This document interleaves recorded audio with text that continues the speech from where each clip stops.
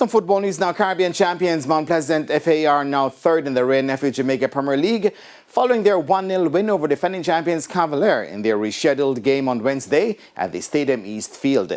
It was a former Cavalier man who settled the tie, Gadale Irving, firing home in the 26th minute to give Mount Pleasant the win, their 10th of the campaign. Mount Pleasant are now on 36 points, the same as Portmore United, but with a better goal difference. It was Mount Pleasant's third win on the trot and fourth in 5 matches.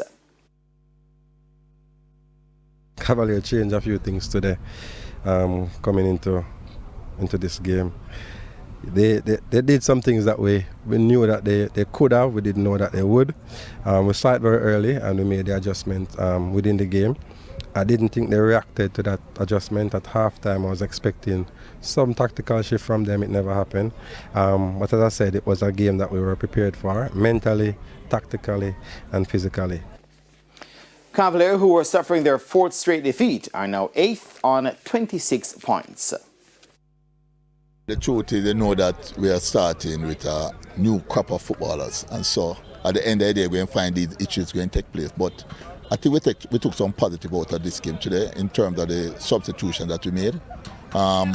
We see some light, we see some promises too, and so we'll work on that.